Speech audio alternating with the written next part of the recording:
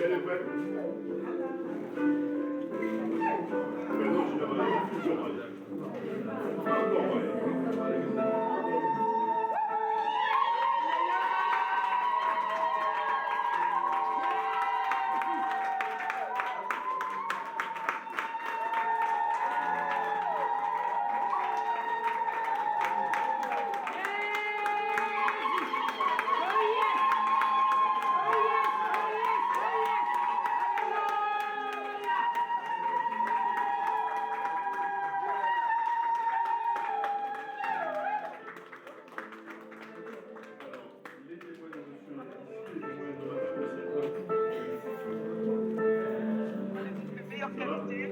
Vous avez du mal à voir? Allez, on va commencer. S'il y a des enfants qui veulent venir célébrer le mariage de l'époque, c'est bienvenu. Les enfants venir. Vous avez le droit de venir derrière. Comme ça, vous aurez pas ça,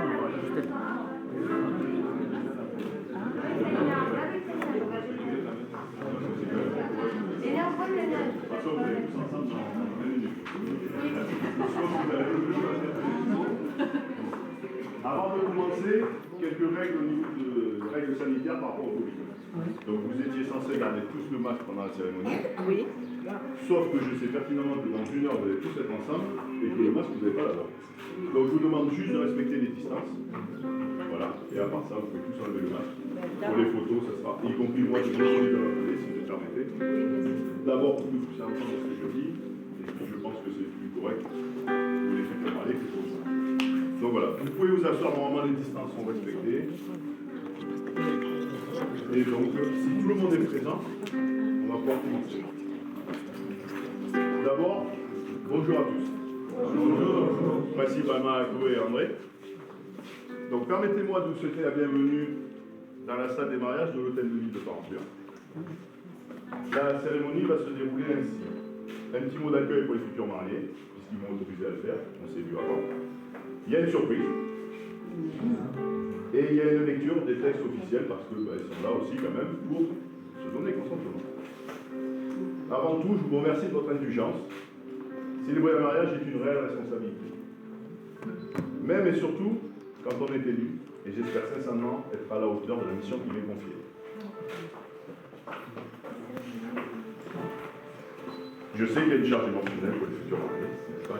Oui, donc on va avoir une petite surprise d'entracte, ils vont pouvoir se décompresser avant de se dire oui ou non. Alors, il y a quelque chose que je n'ai pas fait, que je fais systématiquement sur les mariages. J'ouvre la porte. C'est très important qu'elle soit ouverte des deux côtés. Parce qu'imaginez qu'il y en a deux qui disent non, il peut s'en aller en cours.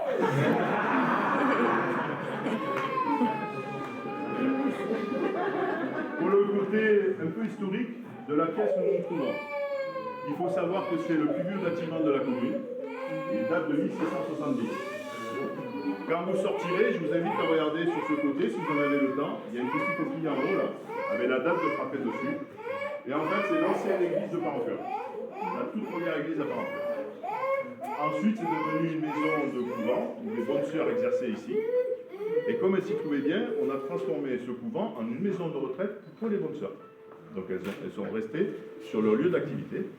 Et en 1971, la commune de Parentuil a acheté cette propriété et l'a convertie en... Alors pour ça que vous voyez les tables, elles nous servent de conseil municipal et aussi pour célébrer le mariage.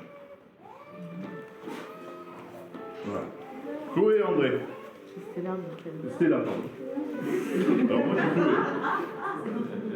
C'est le nom de famille? Eh bien, je me suis bien rappelé. Désolé. Et en plus, j'ai dû le répéter à chaque fois, donc il faudra me le dire à chaque fois.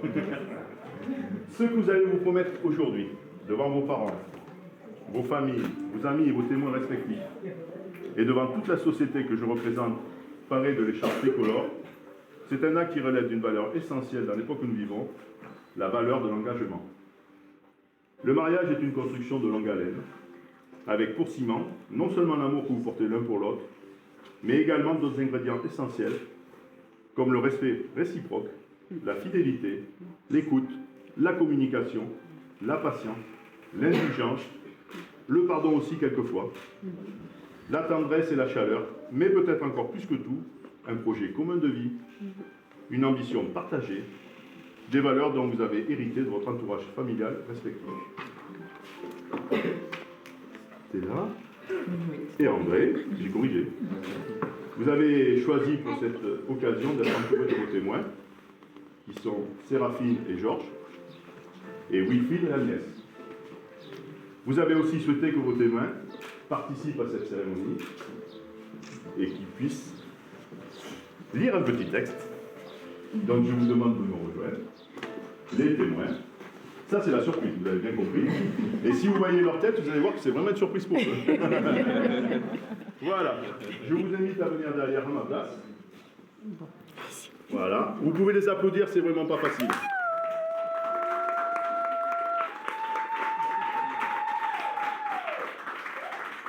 Et à part en cuir, tout est en direct.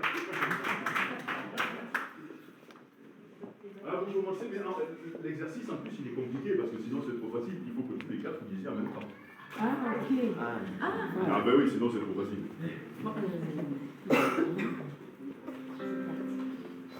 Vous tous ici présents qui assistez à cette célébration, soyez témoins de cet engagement, soutenez par l'amour que se portent mutuellement Stella et André, pour que chaque jour de leur vie soit une marche plus légère. Nous leur souhaitons que cet amour soit un appui, un guide, et que chacun de vous deux puisse grandir et s'épanouir en percevant un peu plus la beauté intérieure de l'autre. Que leur chemin soit parsemé de fleurs et de rires, pour leur apporter la force de gravir ensemble les marches de ce long chemin blanc. Que les fils d'or qui les relient leur permettent de tisser un peu plus chaque jour la toile d'amour au reflet de joie et de lumière. Souhaitons-leur un immense amour de cœur à cœur par-delà les étoiles.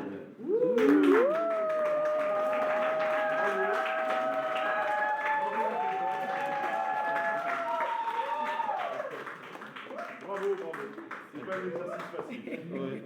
Croyez-moi, chaque mariage pour moi c'est compliqué. On va arriver, mais c'est très stressant.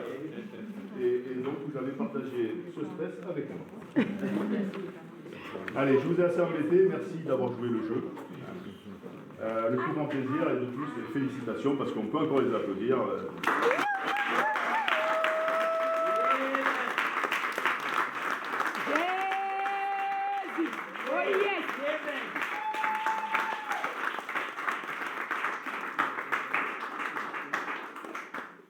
Avant de conclure, permettez-moi de formuler un vœu très amical. La vie réserve beaucoup de joie, parfois des épreuves, et souvent bien des surprises.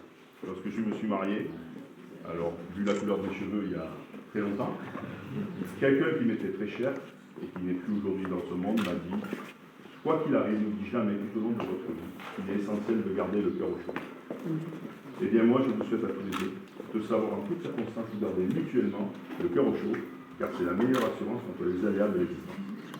Je me permettrai également d'ajouter que la famille que vous créez aujourd'hui, ce n'est pas seulement un museau, un cocon, où l'on se sent compris, aimé, soutenu, encouragé, pardonné, secouru parfois. C'est également une cellule vivante, dont la fonction est aussi de dispenser la lumière vers l'extérieur, et de rayonner vers les autres, vos proches, vos amis, et ceux qui croisent et croiseront votre route. Un peu de chaleur que vous aurez su créer à l'extérieur de votre vie. Enfin, et pour finir, je voudrais vous citer une phrase qui nous vient d'un grand écrivain contemporain, Jacques de Bourbon-Boussier, auteur d'un livre bouleversant intitulé Lettre à Laurence. Je ne sais pas si certains d'entre vous avez ce livre, je vous invite à le lire. Je crois que le plus beau message d'amour qu'un homme ait pu écrire à sa femme, et qui commence par ces mots tout simples, j'ai connu la grâce de vivre un grand amour partagé. Du fond du cœur, je vous souhaite à tous les deux cette grâce de vivre un grand amour partagé. Oh yes, oh yes.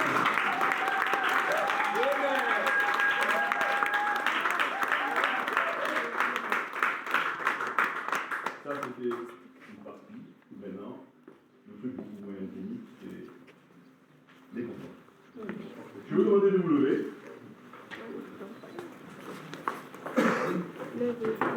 Nous sommes en possession des pièces nécessaires, toutes les formalités réglementaires étant remplies.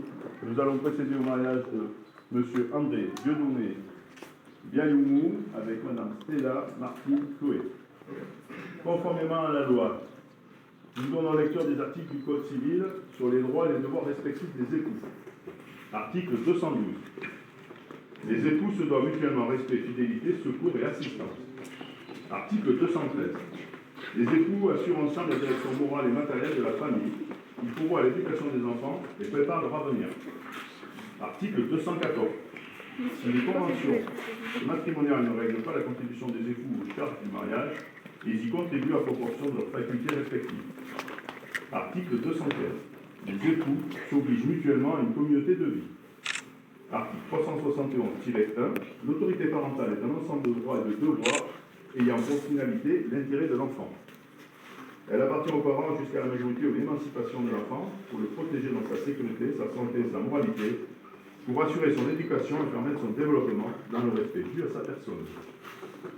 L'autorité parentale s'exerce sans violence physique ou psychologique. Les parents associent l'enfant aux décisions qui le concernent selon son âge et son degré de maturité. Veuillez nous faire connaître si vous avez fait un contrat de mariage. Donc le grand moment arrive. Monsieur André Dieudonné Biayoumou, consentez-vous à prendre pour épouse Madame Stella Martine Chloé, ici présente? Oui, je le veux. Oh yes!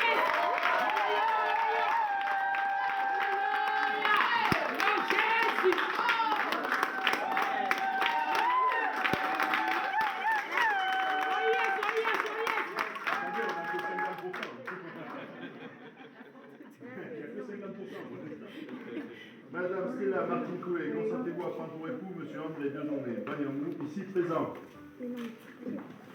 Elle fait peur, hein? On fait la faute. Je le veux.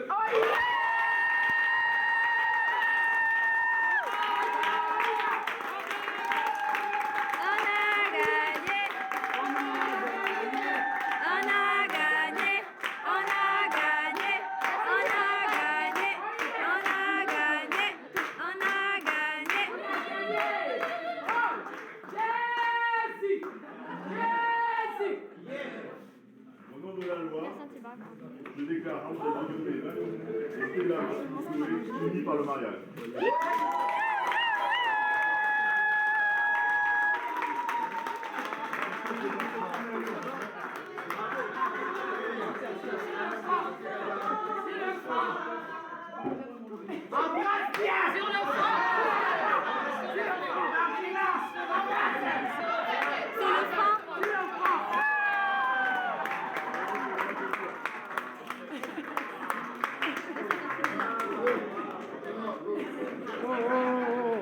On va gérer ton cas, Valentino.